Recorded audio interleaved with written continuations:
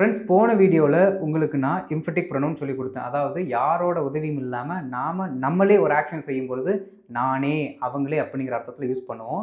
அங்கே my self, ஹிம்செல்ஃப்ங்கிற வார்த்தை வந்துச்சு. இங்கேயும் பாருங்களேன், ரெஃப்ளெக்ஸிவ் ப்ரொனவுன்லேயும் மை செல்ஃப், ஹிம்செல்ஃப் அப்படிங்கிற வார்த்தை வரும். ஆனால் மீனிங் மாறும்.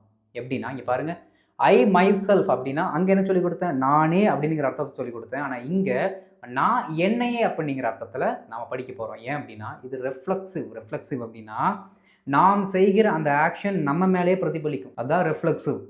அப்போ நம்ம ஒரு ஆக்ஷனை செய்கிறோன்னா அந்த ஆக்ஷன் நம்ம மேலே தான் என்ன ஆகுனா வந்து விழுகும். நல்லா கவனிங்க. ஐ ஸ்கோல்டட் மை செல்ஃப். லாஸ்ட் வீடியோவில் ஐ மை செல்ஃப் ஸ்கோல்டட் நான் சொன்னேன். ஆனால் இங்கே பார்த்தீங்கன்னா ஐ ஸ்கோல்டட் மை செல்ஃப்னு சொல்கிறேன். அப்போது ஒரு பிளேஸை நீங்கள் நல்லா கவனிக்கணும். இந்த இடத்துல இந்த வார்த்தையை நாம் வேர்புக்கு அடுத்து போட்டிருக்கோம்.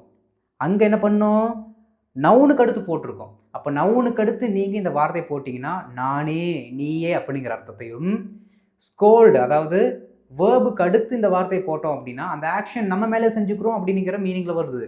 இந்த ரெண்டு டிஃப்ரென்ஸை தெரிஞ்சுக்கலன்னா கண்டிப்பாக தப்பு பண்ணுவீங்க. புரியுதா?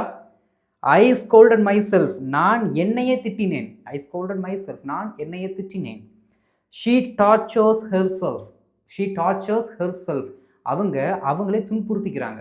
அவங்களே என்ன பண்ணிக்கிறாங்க, டார்ச்சர் பண்ணிக்கிறாங்க. The dog cleaned itself. Cleaned அப்படிங்கிற வேர்புக்கு அடுத்து டாக் அப்படிங்கிறது இட்டு கீழே வரும், அதனால இட் செல்ஃப். சரிங்களா? நாய் தன்னை தானே சுத்தம் செய்து கொண்டது அப்படிங்கிறதான் தன்னையே நான் எழுதியிருக்கேன். புரியுதுங்களா? இதுதான் கான்செப்ட். ஓகே. ஒரு சிலர் பார்த்தீங்க அப்படின்னா சொல்கிறத நான் கேட்டிருக்கேன். ஐ குக்டு மை செல்ஃப், நானே சுத்தம் செஞ்சேன் அப்படிங்கிற மைண்டுக்குள்ளே வச்சுட்டு சென்டென்ஸ் எப்படி வரும், ஐ குக்டு மை செல்ஃப். இங்கே வேர்புக்கு அடுத்து மை செல்ஃப் வருது. அப்போ இதற்கு என்ன அர்த்தம் தெரியுங்களா? நான் என்னையே சமைச்சேன்னு அர்த்தம். கரெக்டாக? நான் என்னையே சமைச்சேன்னா நான் எப்படி உயிரோட அந்த ஸ்டேட்மெண்ட்டை சொல்ல முடியாதுல்ல. ஐ மை செல்ஃப் கூப்பிடுது அங்கே கரெக்டு. இந்த டிஃப்ரென்சஸை தெரிஞ்சு ப்ராக்டிஸ் பண்ணுங்கள். ரைட்? இப்போ பாருங்கள், அவர்களே நம்பவில்லை அப்படின்னு என்ன அர்த்தம், அவங்க தங்களை தாங்களே நம்பவில்லை அப்படின்னு நம்ம சொல்லணும். சரிங்களா?